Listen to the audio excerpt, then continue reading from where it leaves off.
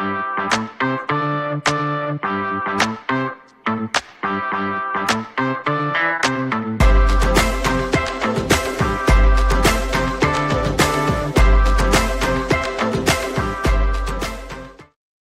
everybody, and welcome to another episode of Twice as Lively with Ken Heckenlively. That would be me with my Pete's Coffee.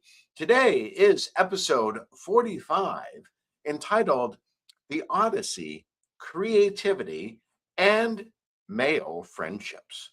Yes, you're going to learn so much today. So much history, so much psychology, so much about literature.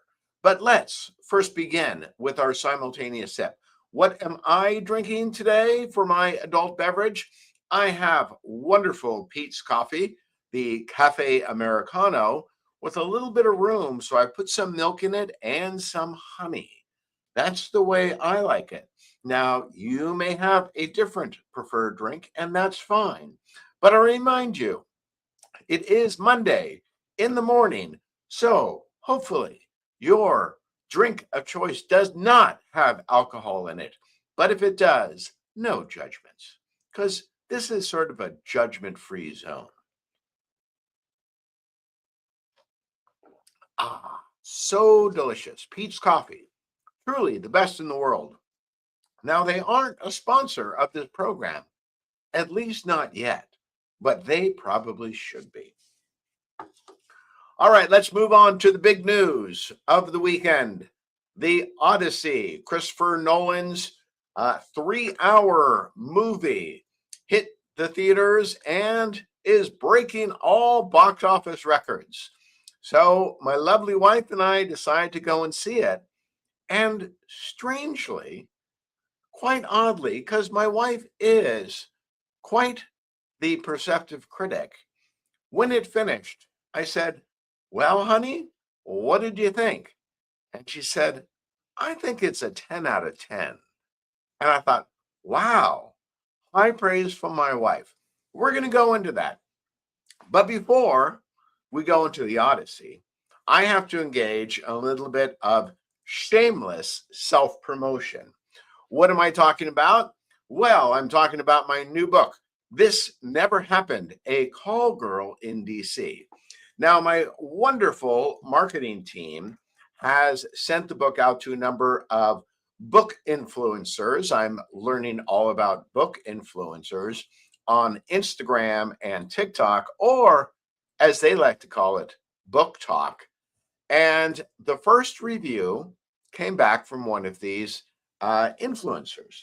And so I thought I would read this first review in an act of shameless self-promotion. But yet, you should also trust it because it is genuinely independent. So this is from an Instagram influencer called Book Baba Rev. Baba Rev. Book Baba Rev. I don't know what that means. It sounds fun, but I have no idea what it means. All right, so remember the first, I tell you, the first independent review from the Instagram influencers. What does Book Baba Rev have to say? Well, here it goes. In a literary landscape often saturated with predictability, Ken Heckenlively's This Never Happened emerges as a compelling and thought-provoking narrative that demands attention. Heckenlively masterfully weaves a complex web of suspense and psychological intrigue, challenging the reader to question the very fabric of the reality presented on the page. His prose is both sharp and evocative, effortlessly pulling the audience into a story where the lines between truth and fabrication are perpetually blurred. The strength of this work lies in its pacing and the depth of its exploration into the human psyche. As the plot unfolds, it becomes increasingly clear that the author is playing a sophisticated game with his audience, one that is as rewarding as it is unsettling. For those who crave a novel that lingers in the mind long after the final chapter is closed, this book is an absolute must read. Yes, that's right. You need to get your copy today of This Never Happened, A Call Girl in DC, because it's good summer fun. How's that for a bit of shameless self-promotion? Okay, back to the Odyssey, which my wife gave a 10 out of 10 on. And I have to say, that was quite remarkable. But my wife is always a good bellwether for me because after we finished and after she'd given it that 10 out of 10, she said, "Honey, I never read the Odyssey in high school or college, and I know you did. Can you tell me a little bit about that world?" And so I did, but because I was pulling it out of memory, I wasn't quite sure that everything I said was correct. So, in preparation for my show, because I care about you, I got a little information, did a little bit of research on this thing called the internet. Have you been on the information superhighway that is the internet? It really is a wonderful thing. So, first of all, the kingdom of Ithaca. I thought, well, I think it's an island, but I think it was one of the minor kingdoms in in the in the Greek Confederation, if you will. I don't know if it was an official confederation, but it seemed to be something like that. And so, because I want to give you accurate information, I did a little bit of research. So, what I found out is that Ithaca is a Greek island in the Ionian Sea, famously known as the home of Odysseus, the hero of Homer's epic poem, The Odyssey. Ithaca, also known as Ithaki, is located off the northeast coast of Kefalonia and west of mainland Greece. It is the second smallest of the seven main Ionian islands, covering an area of approximately 96 kilometers. The island has a rich history, having been inhabited since the fourth millennium BC. It was believed to be the capital of Cephalonia during the Mycenaean period and the kingdom ruled by Odysseus. Okay, so there you go. It's an island in the Mediterranean. And my wife, after I had explained what I knew about Ithaca, then she asked me about the Trojan War, which is you get the tail end of the Trojan War with the Trojan horse being brought into through the gates of Troy, setting up the victory over the Trojans. And so my wife was asking me when exactly that had taken place, and I was mostly accurate, but for you, because I care about you, I'm going to make sure I'm completely accurate. So, the Trojan War was a legendary conflict in Greek mythology, traditionally dated to the 12th to 13th century BC, in which Greek forces besieged the city of Troy after Paris of Troy took Helen from Menelaus of Sparta. Okay, so that was something I had been a little bit unclear about. I'd been a little bit unclear in talking to my wife about who Helen was. I knew that she was the queen of one of the Greek kingdoms. I thought maybe she was the queen of Greece, but she apparently was the queen of Sparta. And so, getting a little bit deeper, the conflict began when Paris, son of King Priam of Troy, abducted or eloped with Helen, wife of Menelaus of Sparta. A mythological backstory attributes the cause to a divine quarrel among Hera, Athena, and Aphrodite over a golden apple marked for the fairest, which Paris judged in Aphrodite's favor. Okay, none of that happens in the Odyssey.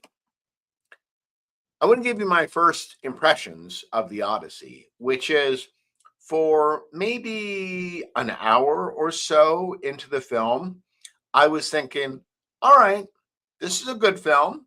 I like it. I'm into it.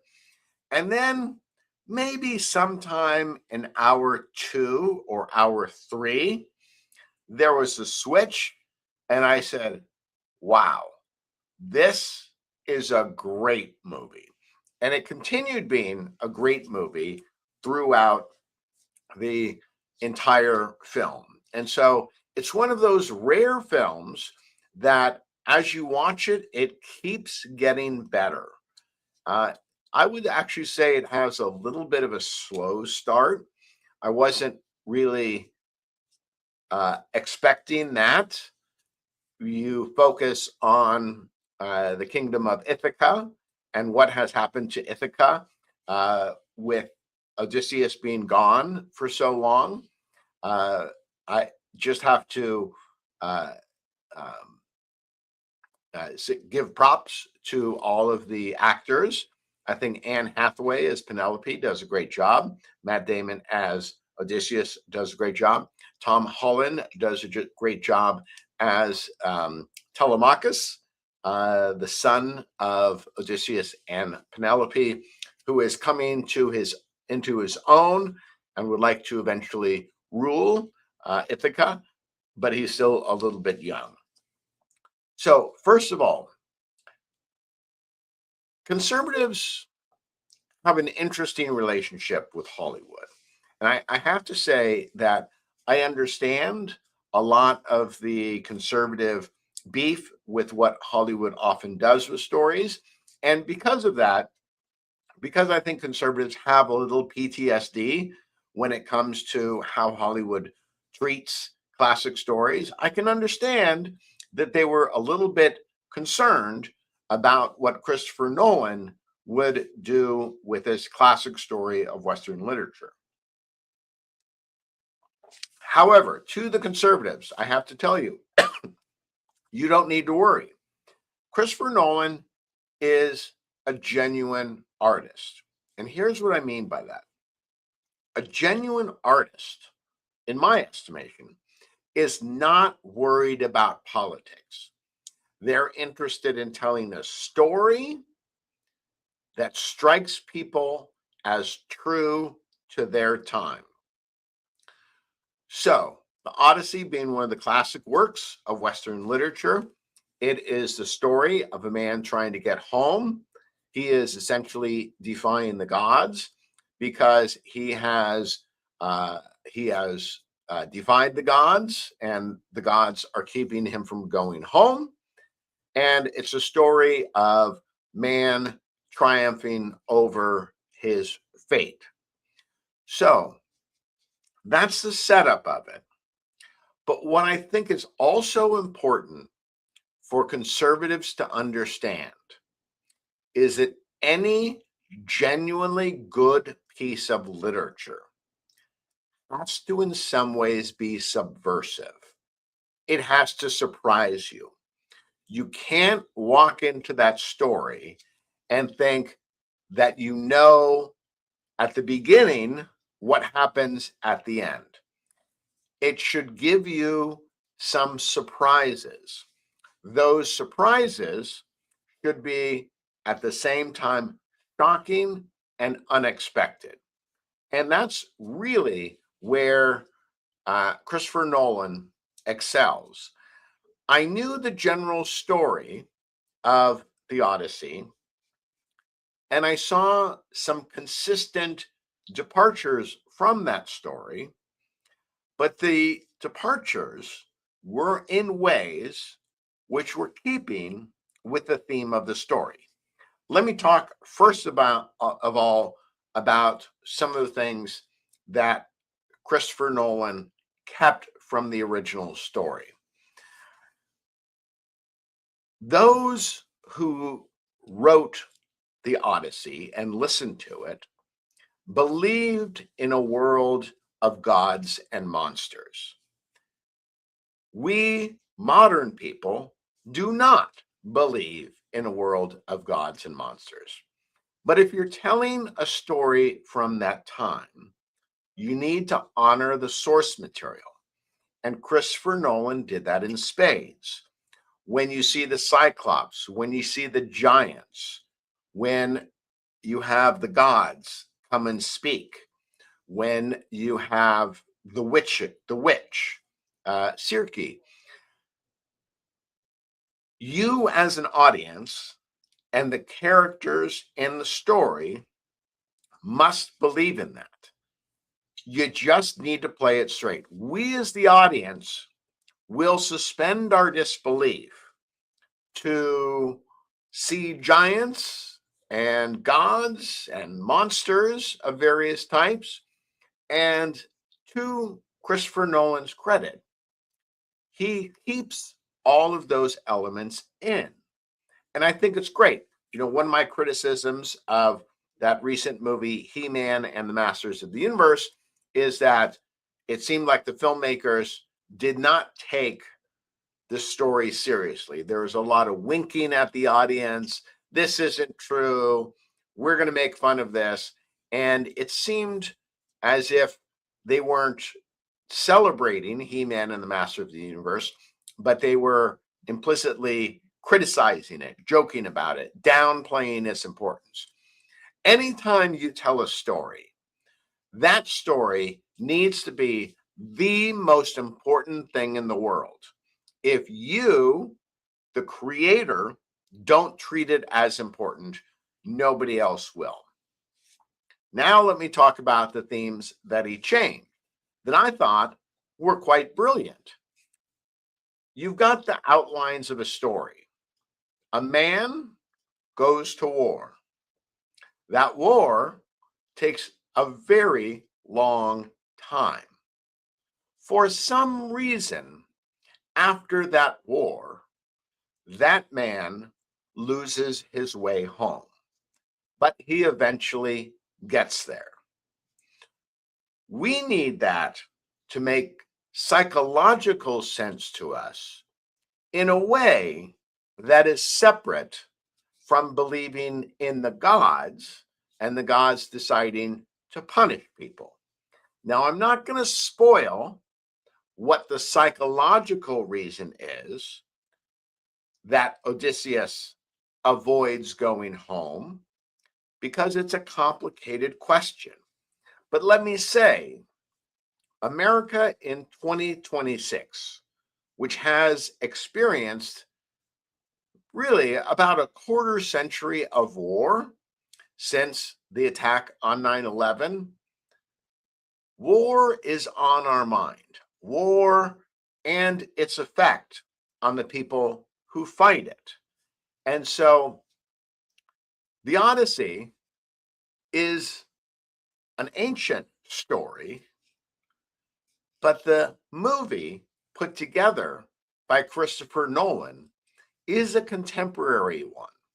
What happens when men go to war?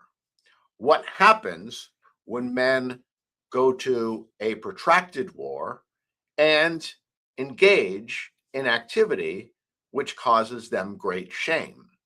Now, I was genuinely amazed and shocked, and yet it all felt very familiar. And so I think that's why my wife said it was a 10 out of 10, because especially for the women, and here's something that I think that Christopher Nolan did exceptionally well in it, is the Odyssey is a story of what men go through. Now, men are supposed to go out into the world and subdue it, whatever that means. And so when you go out into the world, you may need to do things which you're not proud of.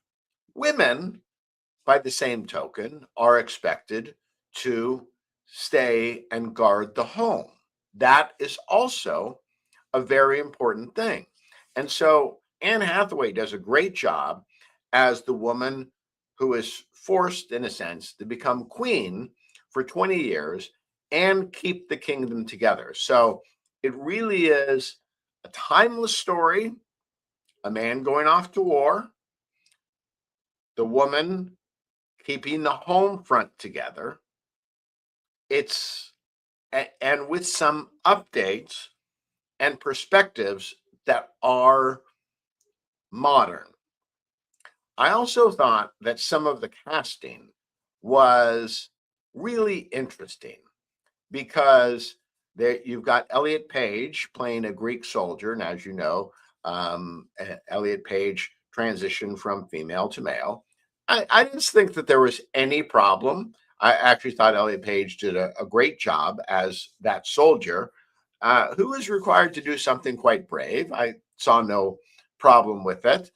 I hope Elliot Page does many other roles. I think Elliot Page is a great actor, and so that needs to continue. There was also some controversy over the casting of Helen of Troy, the black actress Lupita Nyong'o, I think is how you pronounce it. She's a fabulous actress, and there was some controversy over how different she was than previous portrayals of Helen of Troy. But let me just put this out there. So I kind of have a little bit of background or perspective on Greek people because they're at about the same latitude as the Sicilians.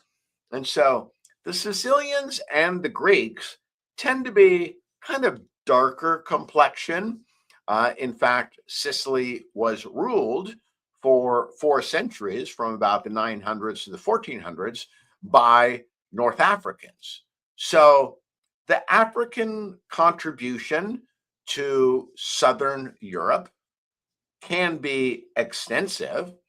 And so the fact that Helen of Troy was played by a black actress should not strike anybody as being any more unlikely than Helen of Troy being played by a blonde, blue-eyed, fair-skinned woman. That is the way Helen of Troy has generally been depicted. However, there aren't too many blondes in Greece, just like there aren't too many blondes in Sicily, where my family comes from. So it's just as fine in order to have a black woman as Helen of Troy as it is to have a fair-skinned, blue-eyed, blonde-haired woman. Now, to Lupita's portrayal of Helen, which I thought was magnificent. Here's what was magnificent about it. We always hear about Helen of Troy's beauty, but let's be honest. A 10-year war was fought over her. And what happened to her after that war was over? Homer doesn't tell us, but what we know of human nature makes us believe that maybe it wasn't such a great thing for Helen to be recaptured by the Greeks. What would her life have been like after the Trojan War? I think that's a really interesting question and someplace that I've never seen a filmmaker go. So for me, The Odyssey, 10 out of 10. I loved it. Christopher Nolan honored the source material. He expanded the source material. He made it relevant for our time. The Odyssey is an amazing film. I suggest you see it, hopefully on the biggest screen possible. We weren't able to get into the IMAX, considering all of our time constraints and everything, but still on a regular screen, absolutely fantastic. Okay, this moves me into a similar subject, which is creativity and how every generation needs to reinterpret their society's stories. So Christopher Nolan did a fantastic job reinterpreting the Odyssey for our times, for an America which is dealing with the effects of a quarter century of overseas wars. Perfect, wonderful, everything that an artist needs to do, because ideally, an artist speaks to our time. The artist should not be interested in speaking to previous times. So the artist needs to tell us what is really going on. So in my book club, we recently read the Pulitzer Prize winning novel, James. Now that is by Percival Everett. And it is, like the Odyssey to some extent, a reinterpretation of a classic story. So James tells the story of the slave, Jim, who is a character in the Mark Twain's classic Huck Finn. If you don't know how important Huck Finn is to American literature, Ernest Hemingway called Huck Finn the the the original American novel. Okay, so as we started um, figuring out who we were as a country, Huck Finn told that story. Now, Percival Everett in James does something that's really interesting, because in the Huck Finn story, Jim speaks as a slave speaks. And so you have a depiction of a slave, which might have been somewhat controversial in the 1800s, but in 2026, it will strike many people as outdated and prejudiced. What Percival Everett does to overcome that problem is he has the slave Jim talking to the white characters in that stereotypical Black slave language. But when Jim is talking to other Black people, he uses a different type of language, a more elevated language, because it turns out that Jim can read. This was such a fun switch in the story. At first, it took me by surprise, and it was kind of interesting in the book club group. Some people felt that the slave speak was somewhat racist, and they didn't know really what they felt about the fact that when Jim talks to other Black people, it's this more elegant, sophisticated language. I didn't have a problem with it. I thought I understood what the author is trying to do, because by having that slave language, it's a commentary on how we look down on people. Percival Everett did some amazing things in that book. I'm always a big believer that a writer needs to be bold, have your characters do the most remarkable things, the most unexpected things, and then try to have it make sense, because literature is that one place where we can explore ideas in relative safety.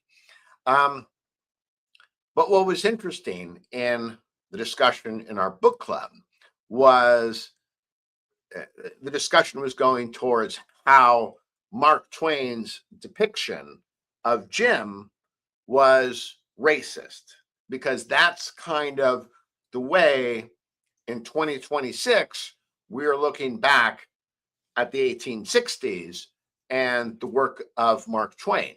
But one person in the group pointed out that Huck Finn was controversial at the time it came out, because Mark Twain's depiction of Jim was the first time that there was a fully realized Black character in American fiction. So Jim really befriends Huck Finn, and they have a good, supportive relationship with each other. That was controversial at the time. So what I would argue is that Percival Everett's reinterpretation of Jim is consistent with what Mark Twain was doing in his time. Because Huck Finn was controversial because it showed a Black character as a genuine human being. So I want you to think about how good artists will reinterpret classic stories in a way that brings attention to the issues of that day. Okay, my final point, male friendships. I was thinking about this because my wife and I have a good friend, this couple, and there's a situation going on which I think is very common to men of my age. And that is that the the man had lost his job. He was fired from his job. You know, when you get in your 50s and 60s, this is what happens. You know, you are looked upon as being unnecessary. You probably have a high salary, and they're being short-sighted by kicking you out, saving your salary, and paying a younger guy a lot less money. Okay, that's just the ruthlessness of American capitalism. That is something that I think men uniquely feel, which is that we are supposed to go out into the world, make ourselves highly productive, make ourselves highly paid. But the problem is that the corporations are generally looking for ways to save money. And how do they save money? They save money by getting rid of guys like me, getting rid of guys my age because we cost too much. So then what is a man to do? Well, my wife and I talk a lot about how the our modern society really doesn't know how to talk about men. We've talked about women's liberation for so long, and that's been a wonderful thing. I am thrilled that women are being more fulfilled in their lives. The problem is not enough attention has been paid in recent years, in my opinion, to the struggles of men because men are not doing that well these days. Men's level of higher education is going down, men's health is going down, and male longevity is going down. We are suffering. Now, why are we suffering? Well, in watching the Odyssey, I kept thinking about this role of men. We are supposed to uh, be in charge of our families. We are supposed to leave home to obtain glory, and then we are expected to come back. What are the things that get forgotten? Well, it's very common when men plug into a system to feel that that system tells them who they are and what they should do. And men, when they are cast out of that system, often don't know what to do. In a sense, the men are paralyzed. Why are they paralyzed? Well, they have identified themselves with a system, a corporation, an army, an identity, and then that's taken away from you.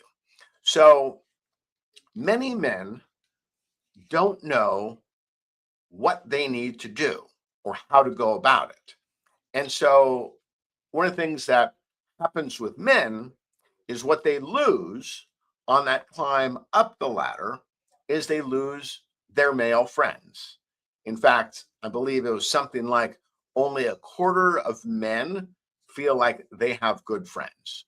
So the kind of people that can talk to about a problem. So this individual in particular has been laid off for a couple of years. And his wife is kind of going crazy because he's just depressed and laying around. And he had been a high powered executive. And, you know, I had said, God, it's really tough for men, especially who've plugged into a system, especially those who identified with a system or a team or a company to not have that identity. And so what I said is, it's not tough love, but I think it's honest love to say to men, you're on your own. You got to create your own tribe. You need to create your own life. And so for me, here I am, essentially 45 days retired from teaching. What am I trying to do? Am I waiting around for life to tell me what to do? No, I'm not. I am aggressively going after what I want. What are those things I'm aggressively going after? I'm aggressively going after podcasting. This is episode 45. I have been retired for approximately 45 days. Am I doing this every day? Yes, I'm doing it because it gives me meaning. I like being able to talk about things. What about my health? Yes, I am aggressively upgrading my health program. When I go to the gym now, I'm not just working out for an hour, I'm working out for 2. What am I doing in the book writing world? I'm upping my book writing. What am I also doing? I am creating a separate business for ghostwriting. This week, I will be approaching local companies with my services. Yes, I am putting myself out there because I'm not expecting God, the universe, or anybody to hand me anything.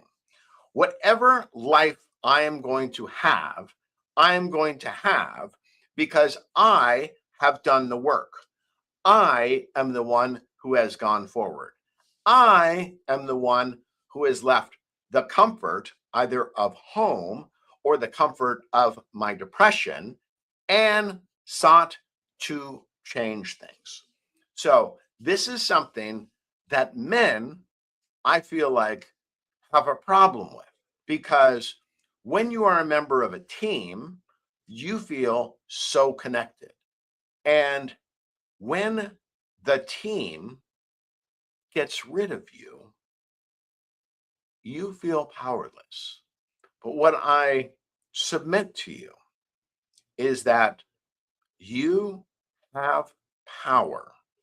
You have the ability to change your life. And you know this because look back upon your life.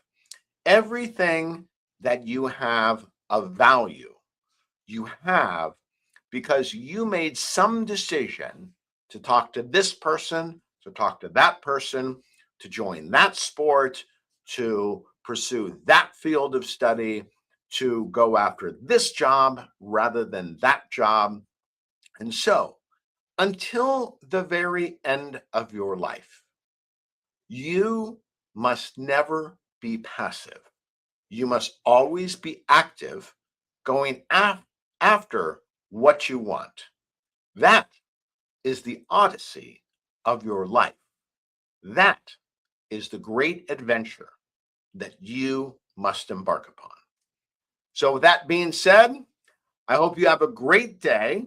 I hope this is not the best part of your day.